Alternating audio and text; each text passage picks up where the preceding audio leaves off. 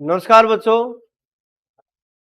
हम देख रहे हैं शारदा सदन सीनियर सेकेंडरी स्कूल मंडोली के डिजिटल प्लेटफॉर्म पर आज हम पढ़ेंगे अंतर्राष्ट्रीय व्यापार। पिछले टॉपिक में भी हमने अंतर्राष्ट्रीय व्यापार देखा था और हमने ये देख लिया था कि मुक्त व्यापार क्या होता है। तो मुक्त व्यापार के जो लाभ और हानियां मैंने आपको बताई, उसी में हम आज बात करते हैं। पहले मुक्त व्यापार में एक हानि होती है जिसको हमने छोड़ दिया था, वस्तुओं को डंप करना। कौन सी हानि? वस्तुओं को डंप करना।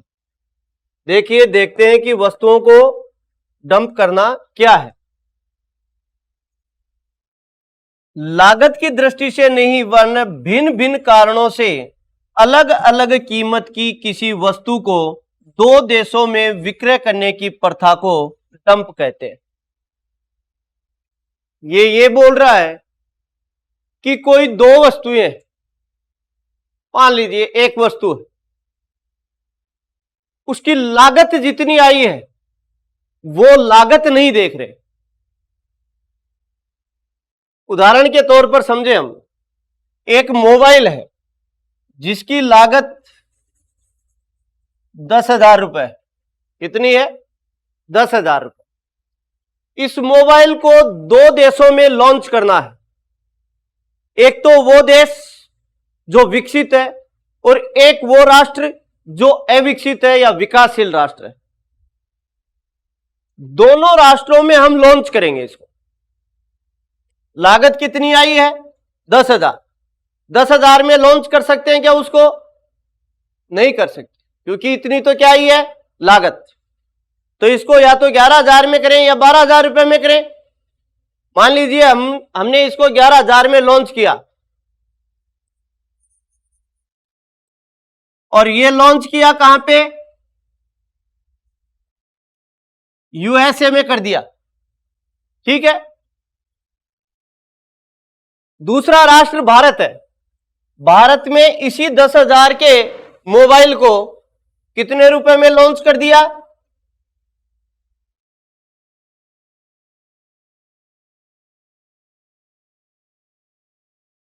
₹9,500 में लॉन्च कर दिया। ठीक है। लागत कितनी आ रही थी? 10,000। कितने का घाटा खा रही है कंपनी? 500 रुपए का। ठीक है। अब मान लीजिए ये ही 10,000 रुपए का मोबाइल जिसमें सेम फीचर है, यानी कि जो आप YouTube चलाते हो, फेसबुक चलाते हो या फिर और कुछ है, उसमें कैमरा भी है, उसमें वॉइस रिकॉर्डर भी है, सब कुछ है। दूसरा फोन भारत में उसी प्रकार का, उसकी लागत आ रही है 11,000 रुपए। भारत में जो निर्मित है मोबाइल, उसकी लागत कितनी आ रही है? 11,000 रुपए। भारत में वो मोबाइल कितने में बिकेगा? 11 में तो बिक नहीं सकता, ऊंचे दाम में बिकेगा। मान लीजिए उसको कितने में बेचे? 12,000 रुपए में। तो ही तो फायदा होगा, अन्यथा नुकसान होगा। अब मेरे को एक बात बताइए आप, ये मोबाइल 11,000 रुपए का है भारत में और ये मोबाइल कितने का है? 9,500 का। आप कौन सा खरीदोगे? 9,500 रुपए का आप मोबाइल खरीदो। स्वाभाविक बात है, हमारे को जो सस्ती चीज मिलेगी वो खरीदेंगे हम। समान फ्यूचर है, समान, उसमें जो भी प्रक्रियाएं हैं वो समान है। उसमें 2 कैमरे हैं तो इसमें भी 2 कैमरे हैं। इसमें वॉइस रिकॉर्डर है तो इसमें भी वॉइस रिकॉर्डर है। इसमें नेट चलता है तो इसमें भी चलता है। लेकिन आप ये समान फ्यूचर होते हुए आप कौन सा खरीदना चाहोगे? यही तो खरीदना चाहोगे। अब इससे नुकसान क्या होगा? इससे नुकसान यह होगा कि जो भारत वाली कंपनी थी ये किस में चली जाएगी? घाटे में जाएगी यदि कोई मोबाइल नहीं खरीदेगा तो। और एक दिन इस कंपनी को क्या करना पड़ेगा? बंद करना पड़ेगा। तो ये होती है डंप करना। ये एक चीज क्या कहलाती है? डंप करना। अब देखिए यहां आ जाइए आप, ये 10,000 रुपए की लागत का जो मोबाइल है वो इंडिया में 9,500 रुपए में क्यों बेच रहा है? ये नुकसान उठाना चाहेगी क्या कोई कंपनी? आपने पढ़ा था उद्योग धंधे में, उद्योग धंधा क्यों खोला जाता है? लाभ कमाने के लिए। उद्योग धंधा क्यों खोला जाता है? लाभ कमाने के लिए। कोई समाज सेवा करने के लिए उद्योग धंधा नहीं खोला जाता है कि लो उद्योग धंधा मैंने खोल लिया कपड़े का और बांट रहा हूं गरीबों में। नहीं खोलेगा कोई भी व्यक्ति। क्या करना चाहेगा? वो लाभ प्राप्त करना चाहेगा। तो ये 10,000 रुपए वाला जो उद्योग है मोबाइल का, ये 9,500 में बेच रहा है, तो ये क्या हो रहा है? इसमें घाटा हो रहा है। चला पाएगा क्या ये उद्योग? चला पाएगा, क्योंकि इसने वस्तु का क्या किया है? डंप किया है।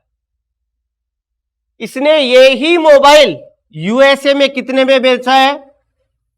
11,000 रुपए में। मान लीजिए इंडिया में 10 मोबाइल बिक गए, 10 मोबाइल पे कितना घाटा हो गया भैया? है 5,000 रुपए का घाटा हो गया कि नहीं हुआ? अरे एक पे 500 का हो रहा है तो कितने, 10 मोबाइल पे कितने का हो गया? 5,000 रुपए का। इसमें भैया कितने का फायदा हो गया? मान लीजिए यहां पर भी 10 बिके, कितने का फायदा हो गया? 10,000 रुपए का। ठीक है, घाटा निकाल दो। इंडिया में कितने का घाटा हुआ? फायदा यूएसए में कितने का हुआ? ये घाटा निकाल दो, कितने बचा? 5,000 रुपए का फायदा किसको हुआ? मोबाइल कंपनी को हुआ कि नहीं हुआ? तो कंपनी ने तो घाटा नहीं खाया। नहीं खाया ना? समझ में आई क्या बात? भाई इंडिया में घाटा कितने का हुआ? 5,000 का। यूएसए में फायदा कितने का हुआ? 10,000 का फायदा हो रहा है ना इसको। 10,000 फायदे में से 5,000 रुपए निकाल दो आप घाटे के, कितने बचे? तो 5,000 का फायदा हो रहा है ना। कहां पे हो रहा है? कंपनी को हो रहा है कि नहीं हो रहा? तो कंपनी तो कभी भी नहीं डूबेगी। तो इस चीज को कहते हैं डंप करना। आज भारत में जो चाइना है, चीन है, वो ज्यादातर वस्तुओं का इंडिया में क्या कर रहा है? डंप करना है। क्या कर रहा है? डंप कर रहा है। इंडिया ने इसका तोड़ निकाल लिया कि किस तरीके से बचाव किया जाए। भाई ऐसे यदि वस्तुओं का डंप होता रहा तो इंडिया के जो उद्योग हैं वो क्या हो जाएंगे? बंद हो जाएंगे। या तो अर्थव्यवस्था गिरेगी या उद्योग क्या हो जाएंगे? बंद हो जाएंगे। और कौन से उद्योगों का माल मिलेगा? चाइनीज उद्योगों का क्या मिलेगा? माल मिलेगा। तो इस प्रकार से क्या कर दिया? नुकसान हुआ ना भारत का। तो भारत ने एक तोड़ निकाल लिया, कस्टम ड्यूटी लगा दी इसके ऊपर। ठीक है, जो कर है ना, कर टैक्स को क्या कर दिया? बढ़ा दिया कि कोई भी वस्तु आएगी उसके ऊपर क्या लगेगा? टैक्स। ऐसी डंप जो वस्तुएं हैं उसके ऊपर क्या लगेगा? टैक्स लगेगा। मान लीजिए एक गाड़ी है, कोई भी कार है, ठीक है, जैसे कोई भी विदेशी कार है। एक तो वो विदेशी कार हमारे को मिल रही है 5 लाख रुपए में। कितने में? 5 लाख रुपए में। ठीक है, इंडिया में वैसी ही कार है जो हमारे को कितने में मिल रही है? 6 लाख रुपए में। अब मेरे को यह बताओ कि इंडिया का व्यक्ति कौन सी कार को खरीदेगा? 5 लाख वाली को। तो इंडिया की कार क्या हो जाएगी? नहीं बिकेगी। नहीं बिकेगी तो उस उद्योग को क्या करना पड़ेगा? बंद करना पड़ेगा। भाई इसमें भी वो ही फ्यूचर है और इसमें भी वो ही है। उसमें सेंसर लगे हुए हैं, इसमें भी सेंसर लगे हुए हैं। वो भी ऑटोमेटिक है, ये भी ऑटोमेटिक है। उसमें भी 2 लाइट है, इसमें भी 2 लाइट है। सेम मतलब है, कल पुर्जे हैं। लेकिन बाहर वाली गाड़ी कितने की आ रही है? 5 लाख की। और इंडिया वाली कितने की आ रही है? 6 लाख की। तो हम कौन सी खरीदना चाहेंगे? लेकिन भारत में जब वो गाड़ी आएगी 5 लाख वाली, तो गवर्नमेंट इसके ऊपर क्या कर देगी? टैक्स लगा देगी। क्या लगा देगी? टैक्स, और वो टैक्स लगाते ही कितने की पड़ेगी? 6 लाख की। अब खरीद लो, कौन सी खरीदोगे? हाँ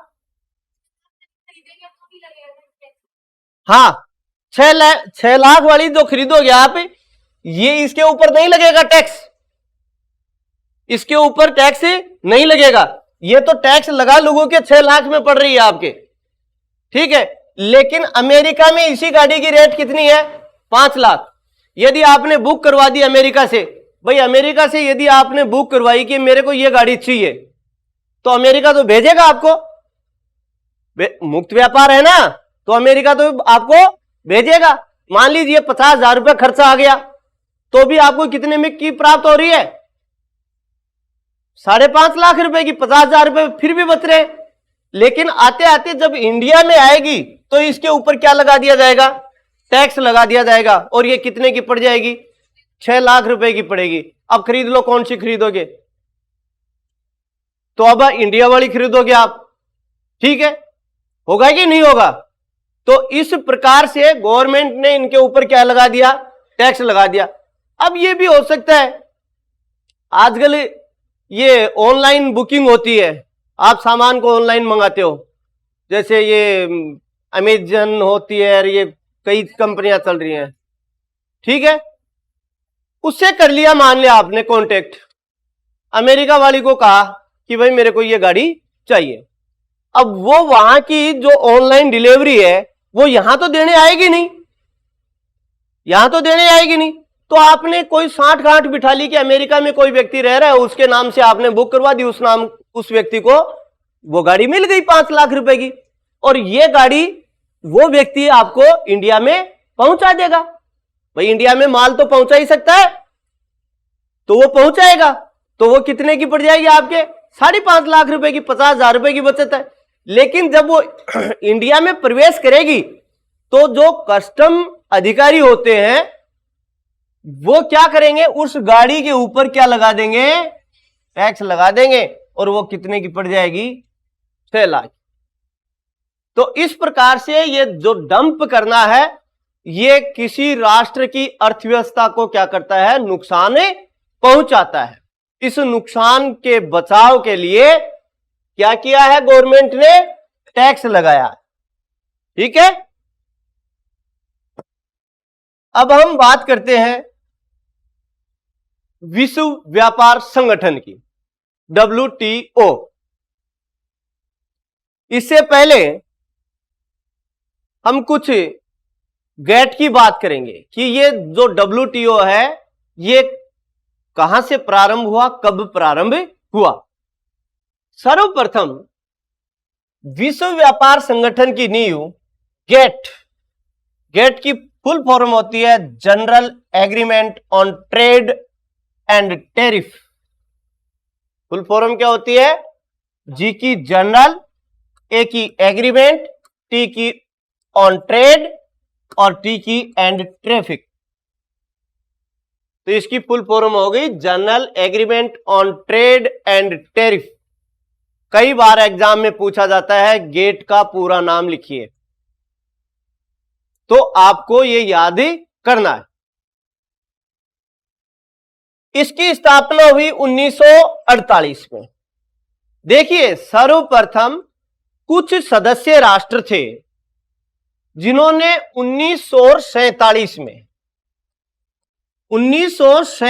में यह निर्णय लिया गया कि जो ये व्यापार है, इस व्यापार को मुक्त करने के लिए हम सीमा शुल्क हटा दें।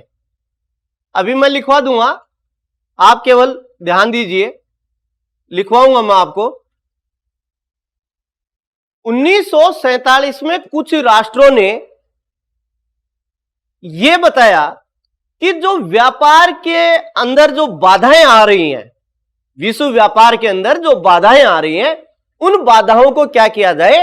हटाया जाए। और वो बाधाएं कब हट सकती है? सीमा शुल्क हटाकर। तो सर्वप्रथम 1947 में 23 राष्ट्र थे। कितने राष्ट्र थे? 23 राष्ट्र। उन्होंने ITO ITO एक संगठन बनाया। कौन सा संगठन? ITO फुल फॉर्म है इंटरनेशनल ट्रेड ऑर्गेनाइजेशन, अंतरराष्ट्रीय व्यापार संगठन। क्या है? अंतरराष्ट्रीय व्यापार संगठन, ITO इंटरनेशनल ट्रेड ऑर्गेनाइजेशन। कब बना? 1947 में। और इसके सदस्य देश कितने थे? 23 सदस्य राष्ट्र थे इसके, जिनमें 23 में से भारत भी था। भाई ध्यान रखना, भारत राष्ट्र शुरू से ही विश्व व्यापार संगठन का सदस्य रहा है। इसके बाद में 1948 में, कब? 1948 में इसको बदलकर क्या कर दिया? गेट नाम दे दिया। क्या नाम दे दिया? गेट। क्या नाम दे दिया? GATT, general agreement on trade and tariff. इसके कितने सदस्य थे? 23 सदस्य थे। ठीक है, ये अगर आगे चल के 1994 में, कब? 1994 में इन सदस्य राष्ट्रों ने यह देखा कि विश्व के सभी राष्ट्रों को इसमें मिला लिया जाए, और 1995 में गेट का नाम बदलकर क्या रख दिया? WTO। फुल फॉर्म है इसकी वर्ल्ड ट्रेड ऑर्गेनाइजेशन। क्या है? वर्ल्ड ट्रेड ऑर्गेनाइजेशन, विश्व व्यापार संगठन। ठीक है, ITO की क्या थी? अंतरराष्ट्रीय व्यापार संगठन, इंटरनेशनल ट्रेड ऑर्गेनाइजेशन। गेट की क्या है? General agreement on trade and tariff. 1995 में, कब?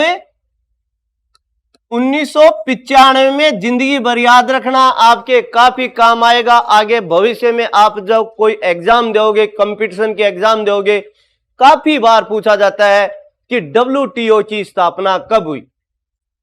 कब हुई WTO की स्थापना? 1995 में हुई थी।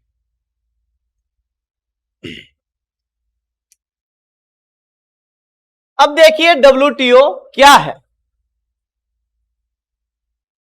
विश्व व्यापार संगठन एकमात्र ऐसा अंतरराष्ट्रीय संगठन है जो राष्ट्रों के मध्य विवादों का निपटारा करता है। WTO के क्या क्या काम है? WTO क्या काम कर रहा है?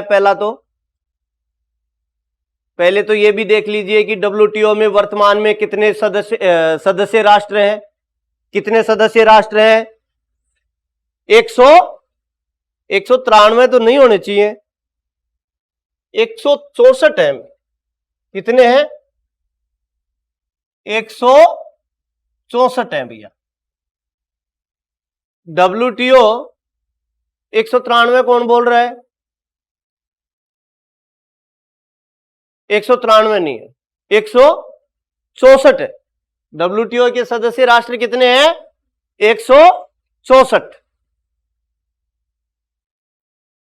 जो WTO का अध्यक्ष है अब फिलहाल, कौन है WTO का अध्यक्ष?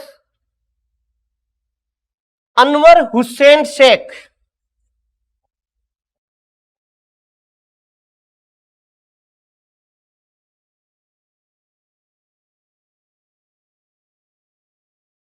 कौन है भाई?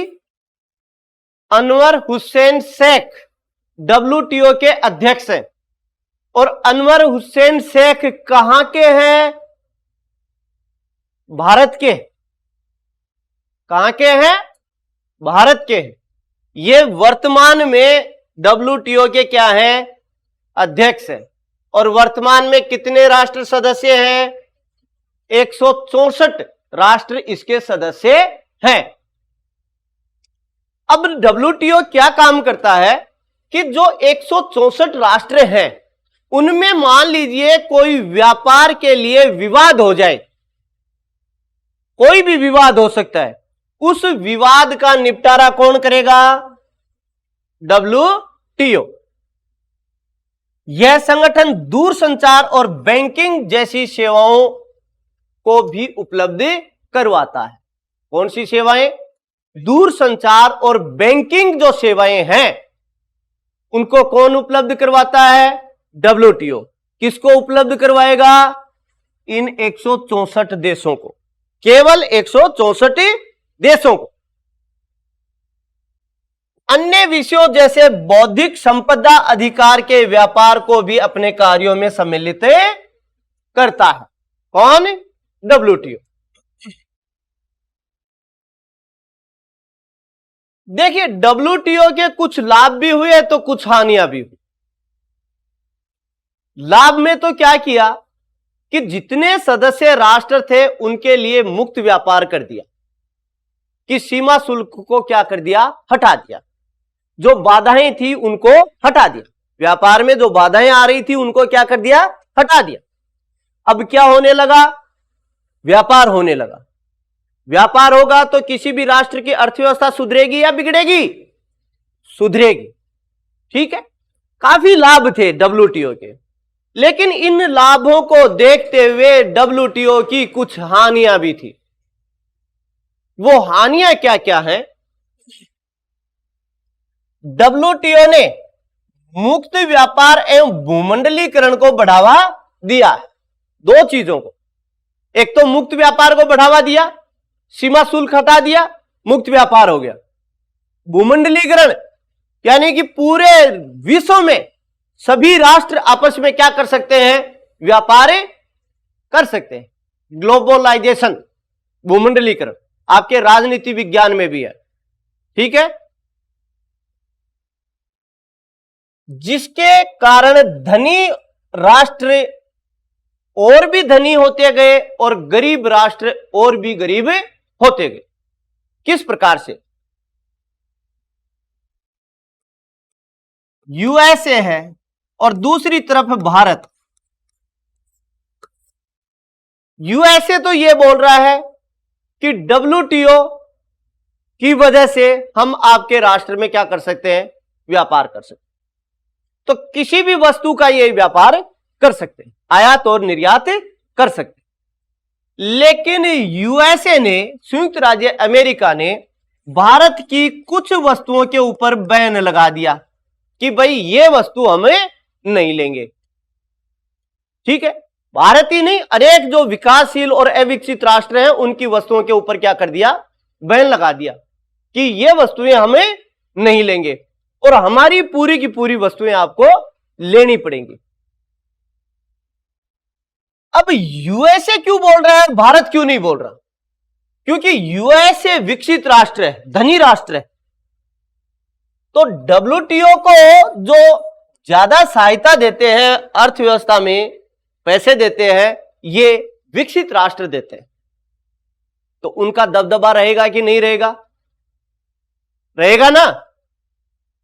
जो अविकसित और विकासशील राष्ट्र है वो पैसा कम देते हैं तो उनका दबदबा क्या रहेगा? कम रहेगा। तो उनको मानना पड़ेगा। अविकसित राष्ट्रों को क्या करना पड़ेगा? मानना पड़ेगा।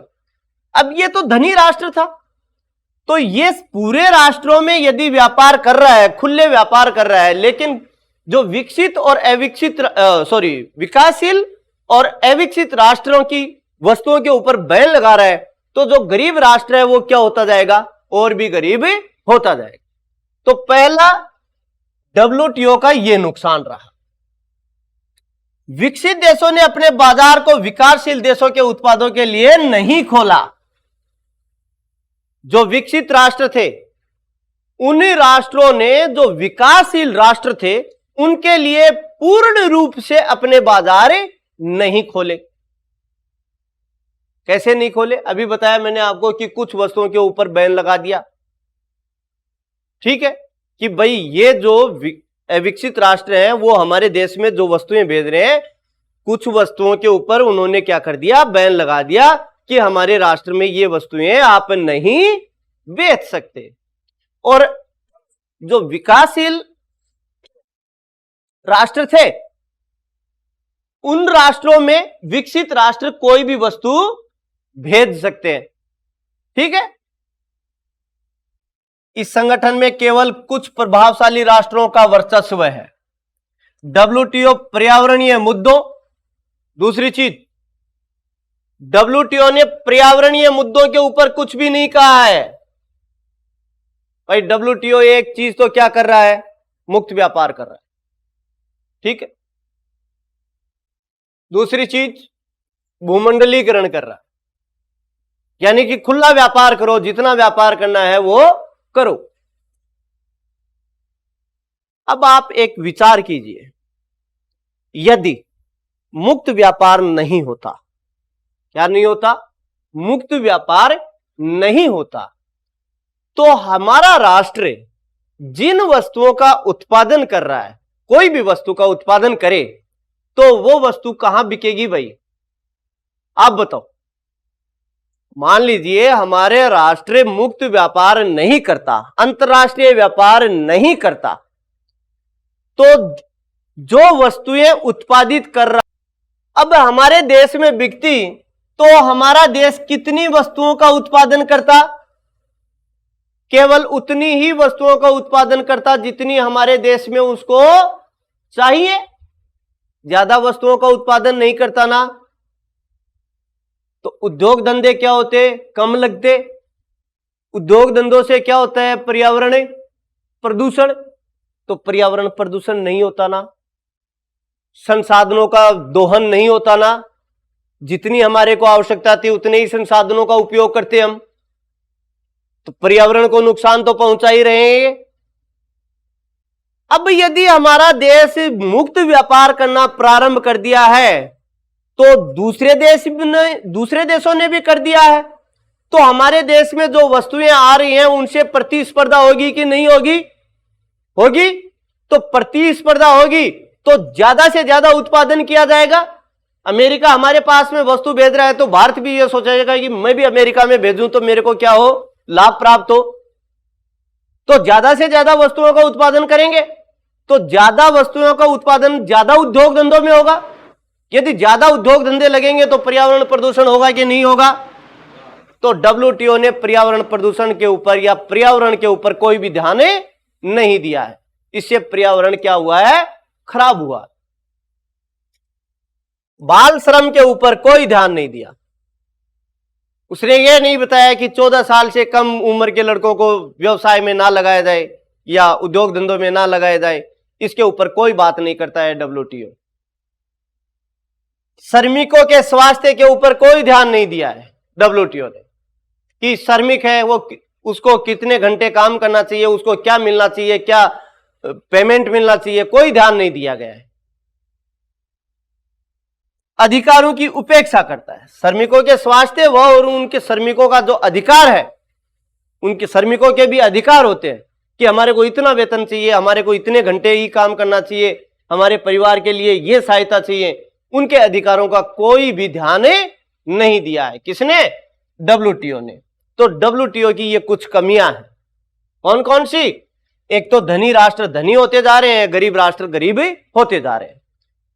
उसके बाद में पर्यावरण मुद्दे, बाल श्रम, श्रमिकों का स्वास्थ्य व उनके अधिकारों के ऊपर कोई भी ध्यान नहीं दिया है डब्ल्यूटीओ ने। तो ये डब्ल्यूटीओ की कमियां हैं।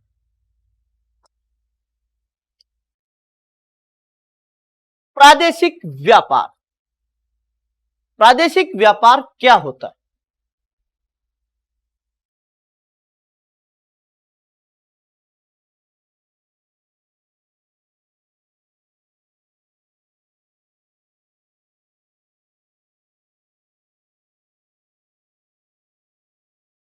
देखिए, विश्व के वे देश जिनकी व्यापार संबंधी आवश्यकताएं एवं समस्याएं एक जैसी होती है, वह भौगोलिक दृष्टि से एक दूसरे के समीप हैं, एक व्यापार समूह का गठन कर लेते हैं। इसे ही प्रादेशिक व्यापार समूह कहा जाता है।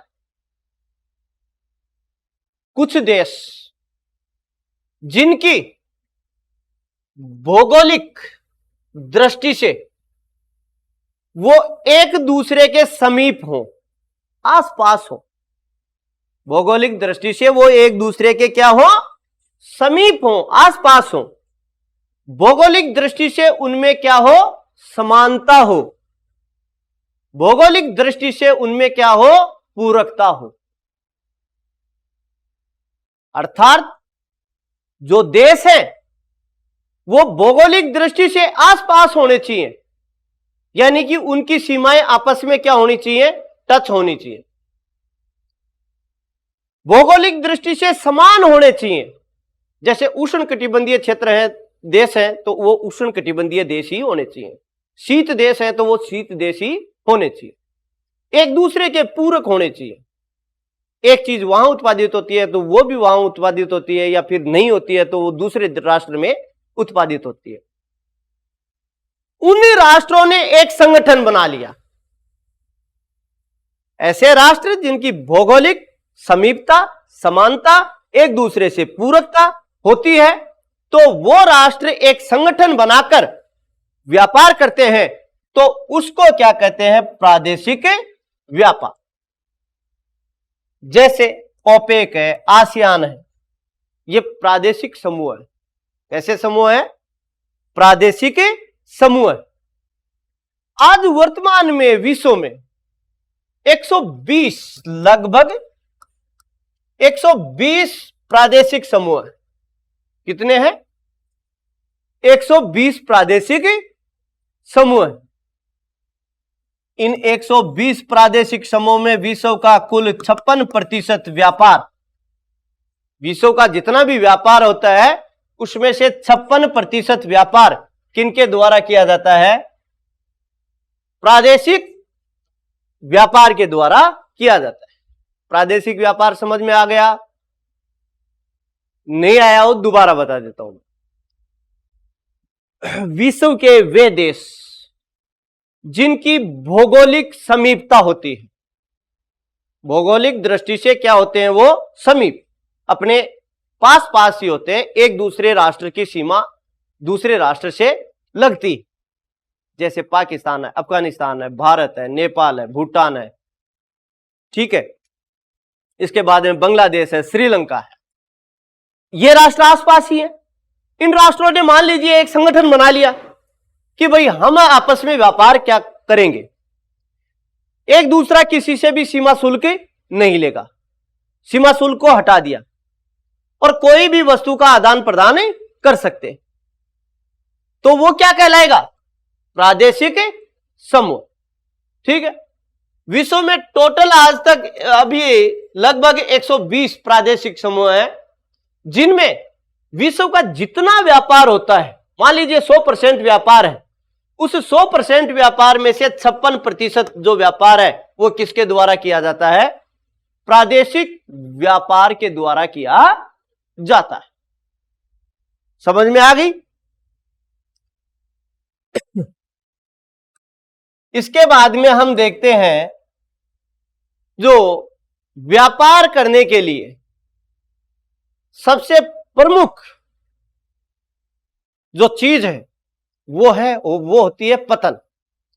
पतन को व्यापार का द्वार कहा जाता है।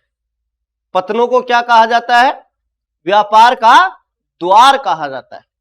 यानी कि व्यापार यहीं से प्रारंभ होता है और यहीं पर खत्म होता है। कौन सा व्यापार? अंतर्राष्ट्रीय व्यापार। पतन समुद्र तट के ऊपर, समुद्र तट के ऊपर, सागर या महासागरों के तटों पर ऐसा क्षेत्र जहां पर माल को उतारा और लादा जाता है वो क्या कहलाता है, पतन कहलाता है।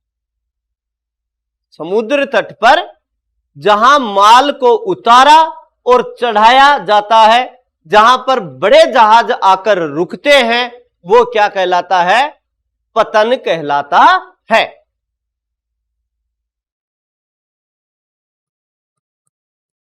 एक होता है पोताश्रय, जहां पर बड़े बड़े जहाज आकर रुकते हैं,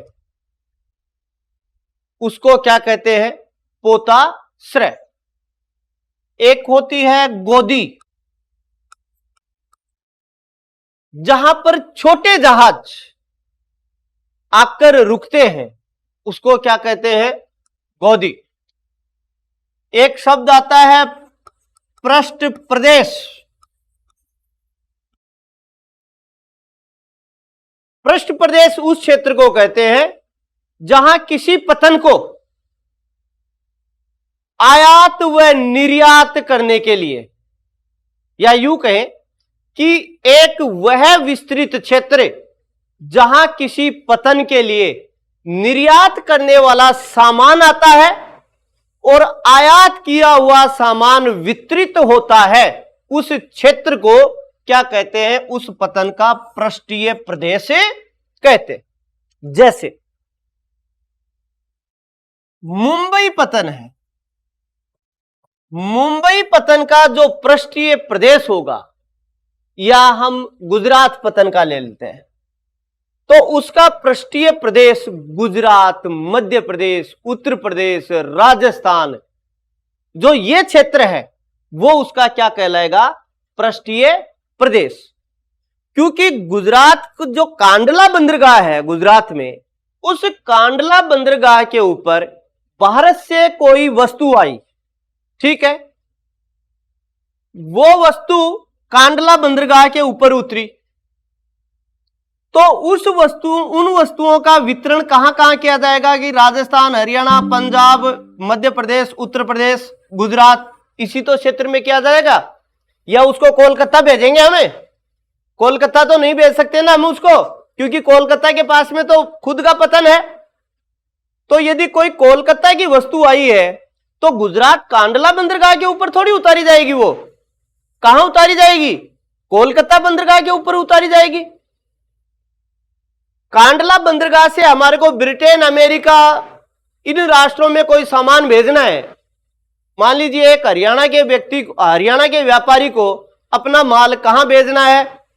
अमेरिका भेजना है। तो वो कौन से पतन पर जाएगा? कोलकाता पतन पे जाएगा या गुजरात वाले कांडला पे जाएगा?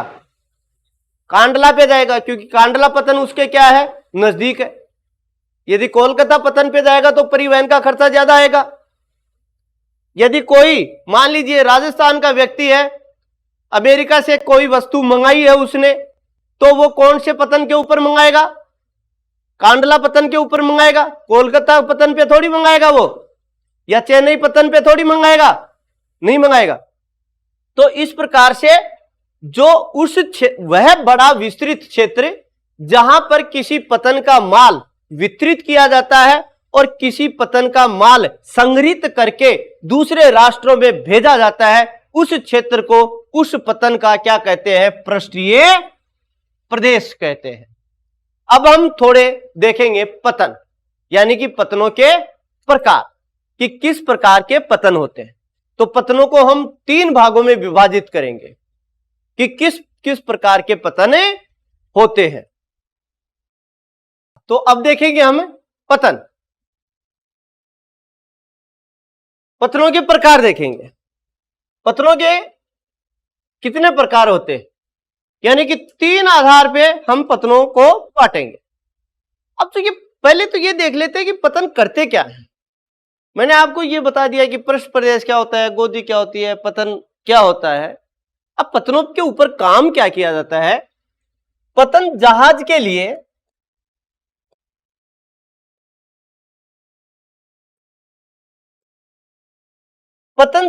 लिए गोदी, लादने, उतारने तथा भंडारण हेतु सुविधाएं प्रदान करते हैं। क्या क्या सुविधा देते हैं पतन? गोदी की सुविधा देते हैं। गोदी क्या होती है? अभी तो बताया था कि गोदी क्या होती है, कि जो जहाज आके रुकते हैं, जहाज आके रुकते हैं, उस स्थान को क्या कहते हैं? गोदी कहेंगे। पतन क्या काम आएंगे? सामान को लादने, सामान को उतारने तथा भंडारण हेतु सुविधाएं, यानी कि जो सामान आया है उसका भंडार कर ले। ऐसे थोड़ी है कि जहाज आई और ट्रक लगा दिए कि ले जाओ भाई अपना अपना सामान। उनको स्टोर भी तो करना पड़ेगा कुछ दिनों के लिए, 5-6 दिन या 10 दिन के लिए स्टोर करना पड़ेगा। दूसरा जो माल आया है उसको भेजना है, उसके लिए भी जब जहाज का पूरा माल होगा तभी तो जहाज चलेगा। या फिर आपने 5 किलो घी दे दिया और जहाज चल दिया, भाई चल अमेरिका पहुंच जा, ऐसा तो होगा नहीं। जब फुल माल होगा जहाज के लिए तभी तो जहाज चलेगा। तो जो माल आया है उसका भंडारण करने के लिए सुविधाएं उपलब्ध करवाएगा पतन। तो ये पतन सुविधाएं उपलब्ध करवाता है। इस हेतु पतन के प्राधिकारी नौगम्य द्वारों का रख रखाव, जो पतन के ऊपर अधिकारी होते हैं वो क्या काम करते हैं? जो नौगम्य द्वार है, जहां पे नौकाएं आती हैं, जहाज आते हैं, उनके द्वारों का रख रखाव करते हैं। जैसे गाद नहीं आने देते, भाई गाद आ जाएगी तो जहाज कैसे रुकेगा, पहुंच ही नहीं पाएगा पतन तक, तो उनका रख रखाव करते हैं। रस्से रखते हैं, भाई जहाज को रोकेंगे कैसे? जहाज ऐसे ही आके ब्रेक मार के थोड़ी पानी में खड़ा रहेगा, यदि उसको रस्सों से नहीं बांधेंगे तो वो तो चला जाएगा वापिस। भाई उसके थोड़ी कोई पानी में ब्रेक है कि आप सड़क के ऊपर किसी बस को रोक दिया तो वो हिलेगी नहीं, पानी में तो जहाज हिलेगा जाएगा, तो उसको रस्सों से बांधा जाता है। तो वो पतन के ऊपर उसके नौगम्य द्वारों का रख रखाव, रस्सों का रस्से उपलब्ध करवाते हैं और बजरों की व्यवस्था करते हैं। ये बजरे क्या होते हैं भाई? बजरे होते हैं छोटी नाव। बजरे होते हैं छोटी नाव। जैसे मान लीजिए ये गलती से लिखा गया बजरे होते हैं ये, ठीक है। जैसे मान लीजिए ये स्थल भाग है और ये क्या है? जल भाग। क्या है? जल भाग। यानी कि यहां पर तो पूरा क्या है? जल है और ये स्थलीय भाग है। अब पतन यहां स्थित है। पतन कहां स्थित है? यहां पर स्थित है, ठीक है। एक बड़ा जहाज है, ठीक है। ये भी मान लीजिए, छोड़ो इसको। ये तट है और पतन यहां पर स्थित है। जहाज, बड़ा जहाज आके कहां रुका? यहां पर। यहां पर तो क्या है? जल है। सामान को कहां उतार दिया? यहां पर उतार दिया। अब यहां से कैसे लेके जाएं?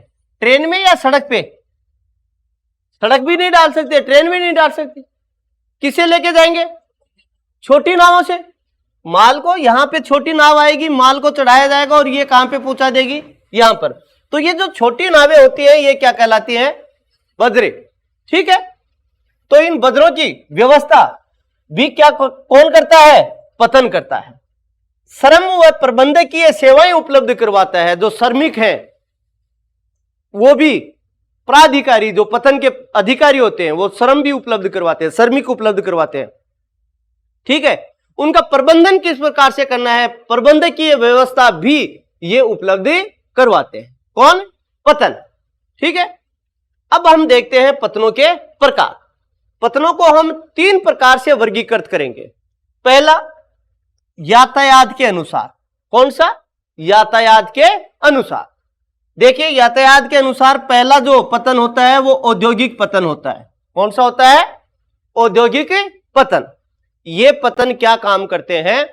जो थोक का सामान है, थोक का सामान यानी कि पूरा का पूरा सामान भेजना है, जैसे चीनी है, खाद्यान्न पदार्थ है, गेहूं है, चावल है, जो भी खनिज अयस्क हैं, ये ऐसे थोड़ी थोड़ी थोड़ी भेजेंगे कि 10 किलो भेज दिया, 1 क्विंटल भेज दिया, 2 टन भेज दिया, ऐसे थोड़ी भेजेंगे। पूरा का पूरा भेजेंगे, यानी कि थोक पूरा का पूरा भेजेंगे। तो उनको तो क्या कहेंगे? औद्योगिक पतन, ठीक है। दूसरा आता है वाणिज्य पतन। ये वाणिज्य पतन क्या करते हैं? जो सामान्य उत्पाद होते हैं, अन्य फैक्ट्रियों में जो सामान्य उत्पाद होते हैं, थोड़ी मात्रा में होते हैं या ज्यादा मात्रा में भी हो सकते हैं, उनका, और जो नौ परिवहन किया जाता है मानव के द्वारा, नौ परिवहन किया जाता है किसके द्वारा?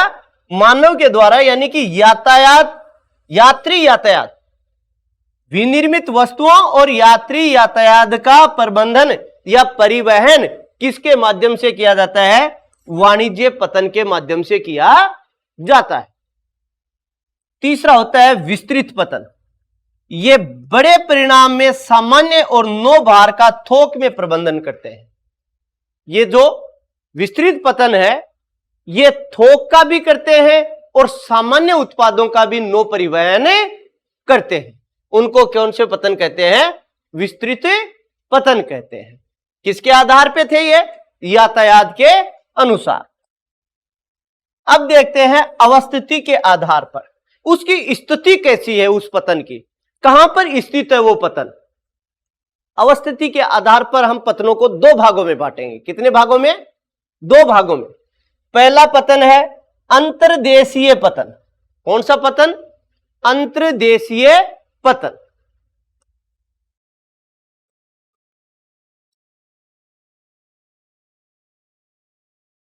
ये जलीय भाग है और ये स्थलीय भाग। तट रेखा ये है, ठीक है। कोई पतन यहां स्थित है, कहां पर? स्थलीय भाग में। कौन से भाग में? स्थलीय भाग में। उसको कौन सा पतन कहेंगे? अंतर्देशीय पतन, यानी कि वो देश के अंदर है, तट रेखा के ऊपर ना होकर कहां पर है? देश के अंदर है। अब देश के अंदर है तो यहां पर तो स्थलीय भाग होगा, तो जहाज चला जाएगा क्या यहां पे? नहीं जाएगा। कैसे जाएगा ये जहाज? या तो किसी नहर के द्वारा, या तो किसी नहर के द्वारा, या किसी नदी के द्वारा मार्ग उपलब्ध करवाया जाए। किसको? समुद्र से। समुद्र तट से दूर स्थित होते हैं, जो किसी नदी या नहर के द्वारा महासागर या सागर को मिलाते हैं। ऐसे पतनों को क्या कहेंगे? अंतर्देशीय पतन। यानी कि ये देश की स्थलीय सीमा में रहेंगे, जो किसी नदी या नहर के द्वारा किससे मिलेंगे? सागर या महासागर से मिलेंगे। ऐसे पतनों को क्या कहेंगे? अंतर्देशीय पतन कहेंगे। जैसे उदाहरण, मानचेस्टर का एक पतन है, मानचेस्टर पतन, जो किससे जुड़ा है? नहर के द्वारा जुड़ा है। जो मानचेस्टर पतन है वो किसके द्वारा जुड़ा है? नहर के द्वारा, उस हुगली नदी के द्वारा महासागर से जुड़ा हुआ है। एक होते हैं बाह्य पतन। बाह्य पतन किसको कहेंगे?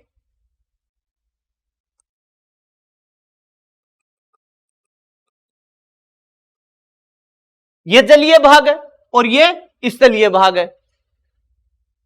यहां पे पतन बना दिया गया, ठीक है, यानी कि महासागर के अंदर, क्योंकि बड़े जहाज तटों के समीप नहीं पहुंच पाते हैं, इसलिए पतन कहां बना दिया?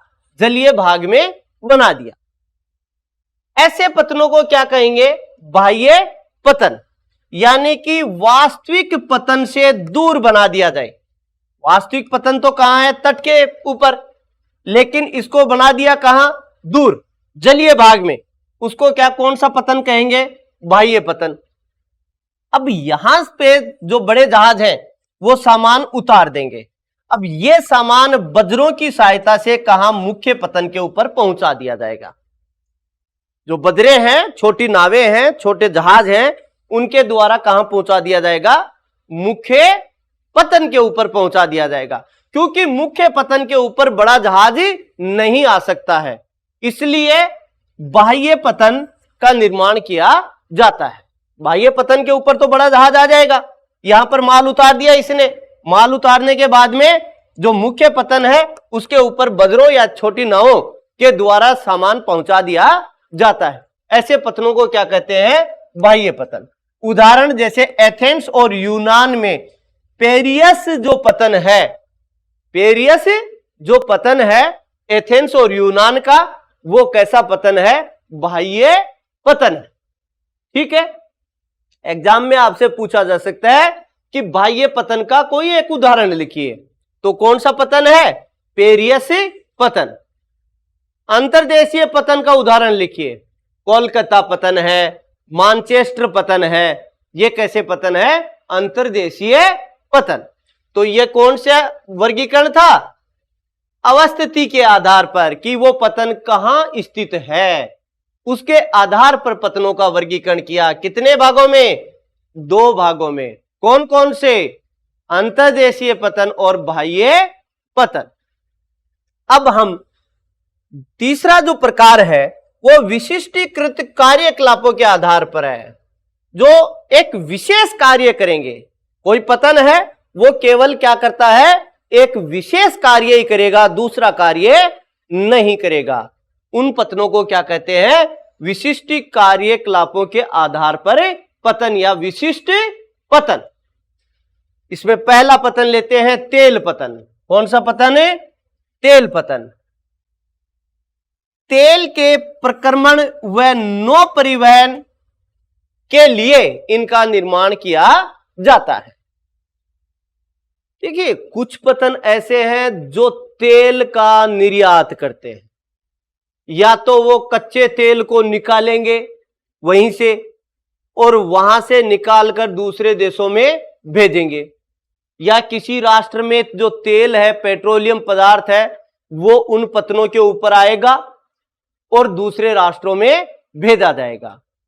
या तेल निकाला, जो तेल शोधनशालाएं हैं उनमें वो तेल भेजा जाएगा। इन्हीं में कुछ टैंकर पतन होते हैं। क्या होते हैं? टैंकर पतन होते हैं।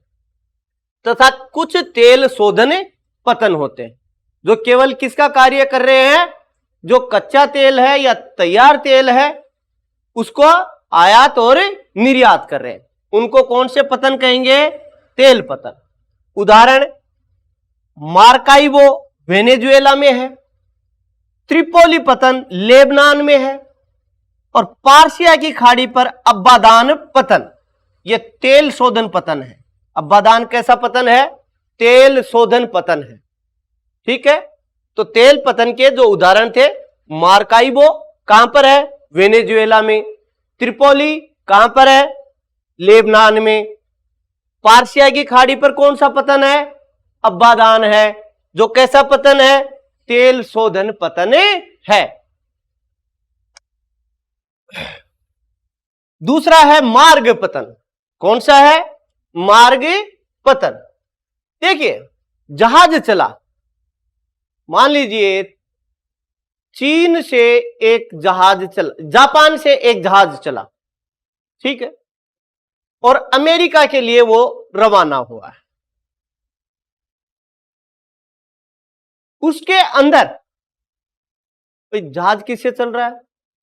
पेट्रोलियम पदार्थों से चल रहा है, डीजल से चल रहा है। तो बीच में डीजल खत्म होने वाला है उसका, तो अब समुद्र में डीजल कहां से प्राप्त करेगा? कर सकता है क्या?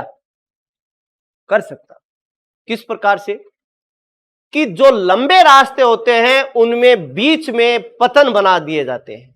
जो कोई मान लीजिए एक छोटा द्वीप है, उस द्वीप में वो पतन बना दिया, ठीक है। वहां पर उन जहाजों के लिए जो तेल है, रसद सामग्री है, जल है, या अन्य कोई आवश्यक वस्तुएं हैं, वो जहाज उन पतनों के ऊपर आकर रुकेगा और वहां से प्राप्त कर लेगा, फिर अपने गंतव्य स्थान पर चला जाएगा। ऐसे पतनों को क्या कहते हैं? मार्ग पतन। ये पतन कोई यात्रियों का परिवहन नहीं करवाते, कोई सामान का परिवहन नहीं करवाते। किसके लिए बने हैं ये? जो जहाज है, बड़े रास्ते के जहाज हैं, उनको सुविधाएं प्रदान करने के लिए बने हैं कि उनमें तेल डालना है, या उनमें जल की सप्लाई करनी है, या रसद सामग्री पहुंचानी है, या अन्य कोई सामग्री पहुंचानी है, उनके लिए ये पतन बनाए जाते हैं। उदाहरण, होनोलुलु और सिंगापुर। होनोलुलु मैंने आपको पहले भी बताया था, अमेरिका के जो संयुक्त राज्य अमेरिका वाला भाग है, उनके पश्चिम की ओर है, एक द्वीप समूह है, वहां पर एक पतन है होनोलुलु। और सिंगापुर जो दक्षिणी पूर्वी एशिया है, वहां सिंगापुर का पतन है। तो ये कौन से पतन है? मार्ग पतन। उदाहरण पूछ सकता है भाई, मार्ग पतन के कौन से उदाहरण हैं? तो होनोलुलु और सिंगापुर दो मार्ग पतन के उदाहरण। Packet station. पैकेट स्टेशन ऐसे पतन होते हैं जो दो तटों के ऊपर आमने सामने होते हैं। दो तटों के ऊपर क्या होते हैं? आमने सामने होते हैं। ठीक है, ये क्या काम में आते हैं? जो डाक सेवाएं हैं, कौन सी? जो डाक सेवाएं हैं या यात्रियों का परिवहन भी करवाते हैं। ये डाक सेवाओं और यात्रियों का परिवहन करवाते हैं, लेकिन ये दोनों ही पतन आमने सामने होते हैं। दोनों तटों के ऊपर आमने सामने होते हैं। ऐसे पतनों को क्या कहते हैं? Packet station. इनको फेरी वाले पतन भी कहते हैं। कौन से पतन कहते हैं? फेरी वाले पतन भी कहते हैं। पैकेट स्टेशन का दूसरा नाम है फेरी वाले पतन। फेरी पतन के नाम से भी ये जाने जाते हैं। छोटी दूरियों को तय करते हैं, जलीय क्षेत्र के आर पार डाक सेवा तथा यात्रियों का परिवहन करते हैं। ठीक है, छोटी दूरियां होती है इनकी, ज्यादा लंबी दूरियां नहीं होती। उदाहरण के लिए इंग्लिश चैनल के आर पार इंग्लैंड में डोवर तथा फ्रांस में केलाइस। इंग्लैंड में तो कौन सा है? डोवर पतन। कौन सा पतन है? Packet station. और फ्रांस में कौन सा है? केलाइस पतन। ठीक है, ये दोनों ही पतन कैसे हैं? पैकेट स्टेशन वाले हैं। फिर लेते हैं हम आंत्रपो पतन। कौन से पतन? आंत्रपो पतन। ये क्या होते हैं कि ये एक तृण केंद्र होते हैं। ये पतन क्या काम में आएंगे? जैसे मान लीजिए कोई राष्ट्र है जिसकी जलीय सीमा नहीं लगती है, जिसकी जलीय सीमा नहीं लगती है। अब वो जल परिवहन कैसे करेगा भाई? मान लीजिए नेपाल का उदाहरण लेते हैं। नेपाल में कोई जलीय सीमा लगती है क्या? नहीं लगती। अब नेपाल को संयुक्त राज्य अमेरिका सामान भेजना है तो वो कहां से भेजेगा? या तो भारत वाले पतनों का उपयोग करे वो, ठीक है, या तो भारत वाले का उपयोग करे या सिंगापुर वाले पतन का उपयोग करे, तभी तो भेज सकता है। तो ऐसे पतन जो किसी राष्ट्र की जलीय सीमा नहीं लगती है, उनका सामान एकत्रित करके दूसरे राष्ट्रों को भेजने का ही काम करता है, उनको क्या कहते हैं? आंत्रपो पतन। यानी कोई भी, अब ऐसा नहीं है कि जिसकी जलीय सीमा नहीं लगती वही राष्ट्र आएंगे। हो सकता है कि कोई भी राष्ट्र आ सकता है जिसके पास में पतन की व्यवस्था नहीं है, वो क्या करेगा? आंत्रपो पतन के ऊपर अपना सामान भेज देगा। वहां से वो कह देगा कि भाई मेरा ये इतना सामान है, इस राष्ट्र को भेजना है। वो पतन कौन से कहलाएंगे? आंत्रपो पतन। उदाहरण देखें, सिंगापुर का जो पतन है वो कैसा है? आंत्रपो पतन है। कैसा पतन है? आंत्रपो पतन। रोटरड्रम है, कोपेनहेगन है। कोपेनहेगन बाल्टिक क्षेत्र का है।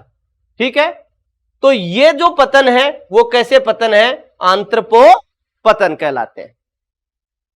पतन का जो लास्ट प्रकार है वो नौसेना पतन। ये नौसेना पतन सामाजिक महत्व के पतन होते हैं। ये जो युद्धक जहाज होते हैं, जो युद्ध में काम लेने वाले जहाज हैं, जैसे पनडुब्बी है, जो भी बड़े बड़े जहाज हैं जो युद्ध में काम में आते हैं, युद्ध पोतक होते हैं, उनको आश्रय प्रदान करते हैं। उन जहाजों को ही अपने पतन के ऊपर आने देते हैं। वहां पर ये युद्धक जहाजों को सेवाएं देते हैं तथा उनके लिए मरम्मत कार्यशालाएं चलाते हैं। युद्धपोत जो जहाज हैं उनमें कोई टूट फूट है, उनके सुधार के लिए कार्यशालाएं चलती है इन पतनों के ऊपर। उन जहाजों को आश्रय प्रदान करते हैं। ऐसे पतन कौन से कहलाएंगे? नौसेना पतन। जैसे उदाहरण हमारे देश के दो पतन है, कोची और कारवाड़। कौन से? कोची और कारवाड़ जो पतन है वो कैसे पतन है? नौसेना पतन है। यहां पर कौन से पतन कौन से जहाज रुकेंगे? केवल नौसेना के जहाज ही रुकेंगे, अन्य कोई जहाज नहीं रुकेगा। तो इनको कहते हैं नौसेना पतन। आज के लिए बच्चों इतना ही। आपका चैप्टर 9 समाप्त हो गया। अब आगे देखेंगे हम चैप्टर 10। ठीक है।